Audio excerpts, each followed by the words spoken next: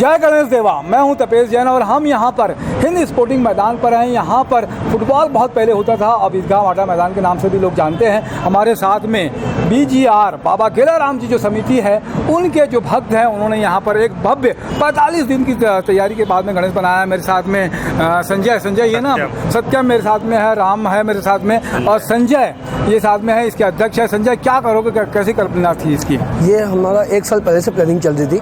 हमने पिछले साल कलकत्ता में विक्टोरिया महल के नाम से भव्य पंडाल देखा था, जिसके बाद से हमको विचार आया था कि हम इस जगह पे एक भव्य पंडाल का निर्माण करेंगे जो विक्टोरिया महल के तर्ज पे रहेगा।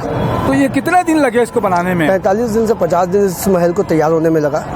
अच्छा, ये कलकत्ता के कारीगरों द्वारा बनाया गया है। और ये जो मूर्ति है बहुत ही भव्य और बहुत ही अलौकिक मूर्ति दिख रही है। मेरे को लगता है कि बाबा गेलाराम जी का जैसा वेशभूषा होती है उसी तरीके की वेशभूषा आपने रखी है इसमें। वैसी नहीं है, ये एक महाराजा की वेशभूषा है। अच्छा, ये अंजोरा से तैयार की हुई मूर्ति है। अंजोरा बड़ा फेमस है छत्तीसगढ़ में, क्या वहाँ पे बड़े बड़े मूर्तिकार होते हैं, भव्य बनाते हैं। क्या मतलब बहुत अच्छे। कितने दिन पहले आपने मूर्ति की परिकल्पना? ये हमने 60 दिन पहले मूर्ति का ऑर्डर दिया था। अच्छा, 60 दिन उनको लगा समय बनाने में। तो ये आप जो संत गेलाराम जी के सब भक्त हैं, कैसा लगता है कि रायपुर में गणेश उत्सव के बारे में क्या कहेंगे? रायपुर में एक भव्य माहौल रहता है, गणपति जी का बड़ा उत्साह रहता है लोगों के अंदर में, इस तरीके से करते हैं। हाँ। तो यहाँ पे कोई और भी आयोजन 10 दिन के अंदर में करने वाले हैं क्या आप? हाँ, यहाँ पे आयोजन लगातार हो ही रहे हैं।